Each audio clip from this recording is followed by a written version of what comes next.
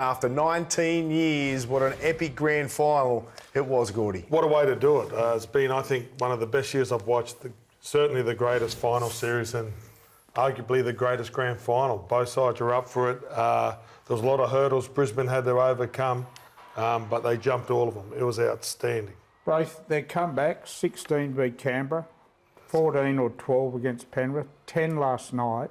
Someone told me today they only led in finals for about 30 minutes, but they just kept coming home hard and deserved premiers.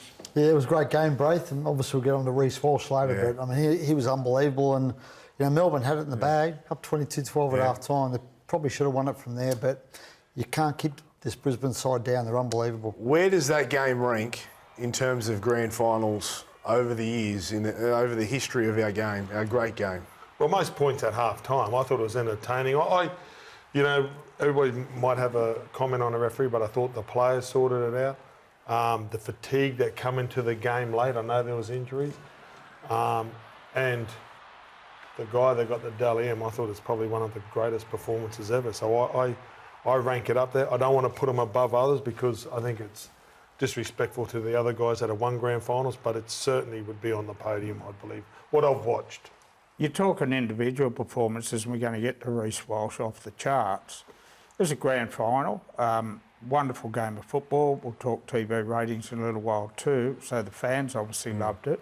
It'd be certainly in my top 10 the last 50 years, without a doubt. Yeah, Buzz, just quickly, are you feeling all right today? What do you mean? Am I feeling okay? Like, you know, just a bit of any reaction? Spit it out. What's wrong? Calm down. I'm just asking you a question. Yeah, and I'm about to answer, but I don't understand. No, just like the reaction today and all that. What reaction are you talking about? You haven't noticed any reaction from fans? I saw Jordan Ricky. What did he call you? Started singing a Buzz Rothfield song or something like that. But you know what? And I've said this to you many, many times. I can sit here on Monday night. I can not have opinion. I can become a press release journo and write everything sanctioned, or I can have an opinion and I'll voice that opinion. I think I got it right. Right. I'll tell you why I got it right. What'd you get right? Well, I'll tell you what I got right, and we're going to talk about later how Madge changed his ways, and that is a fact. How a couple of players went to him. They didn't. You're right. They didn't blow up about army camps. They didn't blow up about harbour crews and all that.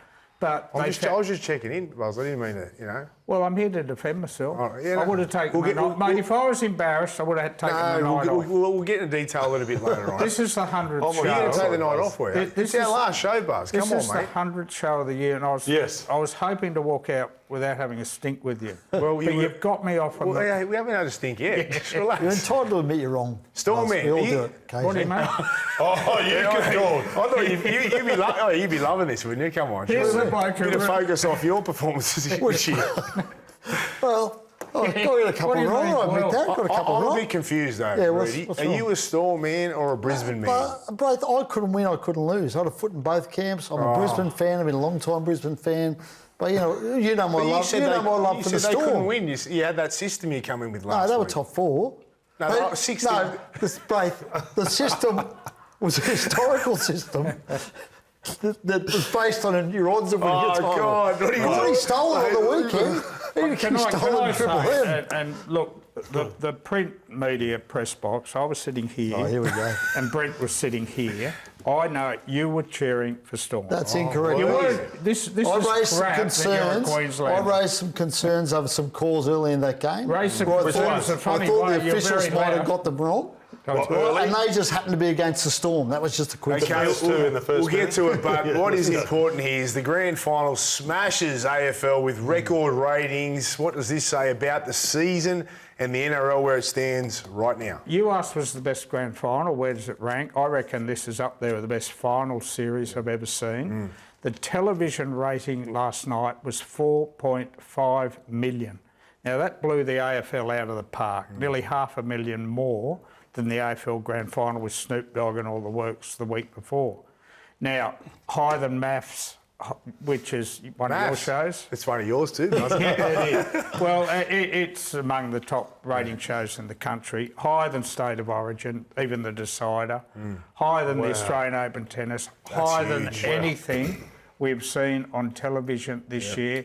The highest ever rugby league game. What do you the put that NRL down has to? shown. What do you put that down to? You've been covering the game longer than all of us. I put it down to, there's a lot of things called, it'd take half an hour. The start we get in Vegas and the new eyeballs that brings to rugby league, when there's no, people stay connected to our game.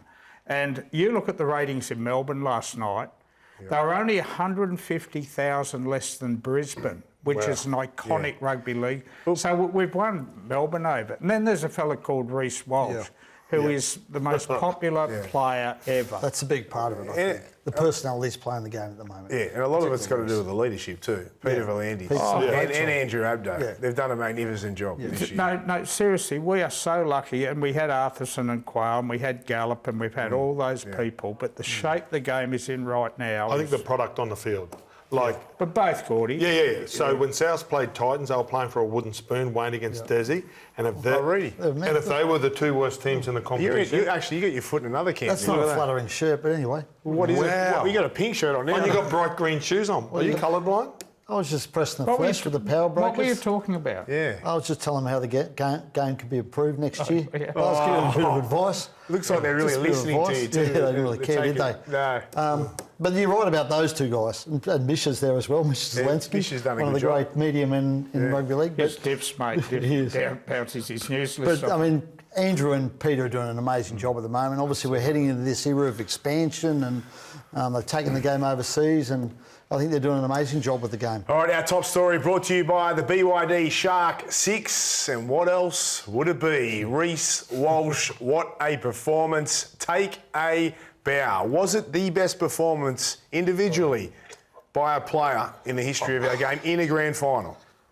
I think it's the longest performance. I think there's been some amazing performances, but not for 80 minutes from like go-to-way. Look, Reece, people talk about when Reece doesn't have the footy. I think his biggest three plays were the chase on Pappenhausen, the collision with Kamakamika, and then the last tackle in the last minute on Pappenhausen when he threw the dummy on Katoa and makes it. They're three amazing defensive plays. Gordy, I'd say it's the best I've seen. And to say that when I saw Cleary a couple of years ago, that last 17 minutes beat Penrith, when he just took a unwinnable grand final away from them. That was Billy Slater and more last night. And look, people like Ray Warren are on record as saying Billy Slater was better than Graham Changa-Langland's an immortal. And that was up there with anything Billy Slater has ever done in any game his entire career. I think it's the most, I call it the most complete performance we've seen in a long time. Because as you said, Gordy, it wasn't just with the ball, it's what he did without the ball. I looked up the Clive Churchills just before, and there's a couple that come to mind. GI in 07, outstanding, and Joey in 01, probably were two that stand out. But I think this one, in terms of big moments, owning the big moments on the biggest stage. I mean, no one's done it better than that. The only thing they had to do was win at half time. I reckon he had enough. Like just watching highlights and moments, and big games are about moments. But no, he had the medal at half time. There's no such thing as a one-man footy team, right? We know I'll that. tell you something. If Reece Walsh was not in that Brisbane side, don't win. they get knocked out against Canberra a couple of weeks ago in the National. There's no disrespect to any other former Clive Churchill winner. Absolutely and I'll agree with all of you. Like from every grand final I've watched since I was born, which is every one of them, this was the best performance. And this was the moment. Because at this time, Melbourne were in full control, and they needed someone to stand up. He stood up all night. But this was one of the best individual solo efforts, tries that you will ever see in a grand final. But he was organised. So, like, and I saw footage. He's out the back organised and talking to the centre out there on the right, telling him, like, to come under. So he's organising a play, sees an opportunity, and his reaction time. That's one of the greatest individual He had no tries. business to score that try. He had no business to do it. There was enough defence there to stop a couple of players.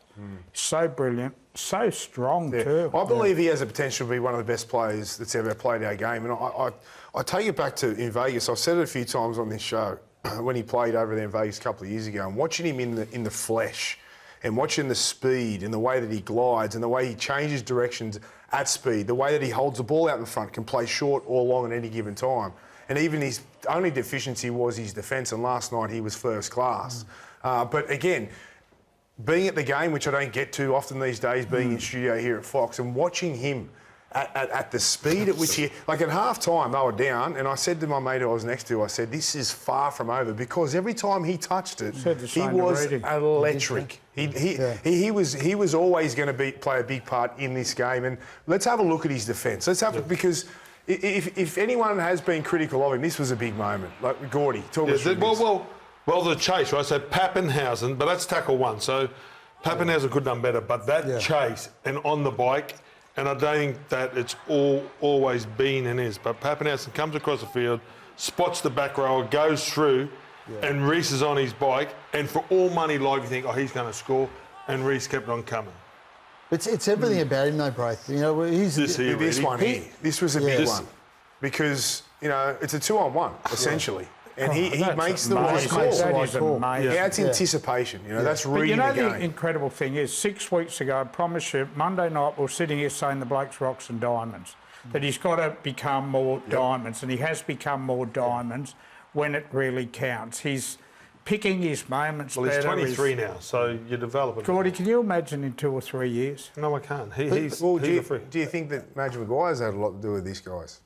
Madge Maguire, are we on to Madge? No, I'm talking about just Reece. We'll get to Madge, but I'm talking about Reece. Can I just talk about Reece just for one thing? I tell you also... Nathan Brown had him at the Warriors. So I'm going to go to a coach and a bloke I play with, said, Gordy, this kid, this was said, like, I think he was young, said, oh my God, if he wants to adapt and put his, you know, you get those guys with talent, but to get his mind to it, you know, both, like you play with guys with so much talent, so to get him to want to do this, right, and be the team player that he's turned out to be, I think there's all involved. It was telling you. You've also got to be coached. Madge deserves a lot of credit. Absolutely. I think one of the best parts of Reece Walsh's speech last night, he paid tribute to Kev Walters. Yeah, but we're going to get to that. Let's give Madge some credit here because he played under Kevy last year and played nothing like this. Yeah. So let's get that straight. Hold on. Let's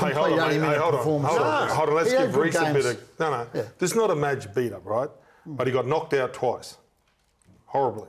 Taylor May and then and then he was injured. So to come back... The injuries that he had last year... Mate, young kids need time. And I think getting as many games underneath his belt this year, and even when he was injured at the beginning of the year, Reece wasn't playing his best. But Madge has done a great job. To watch, I tell you what it is, those two wingers have turned into first class. Yep. High performance. I think Mariner has improved out of sight.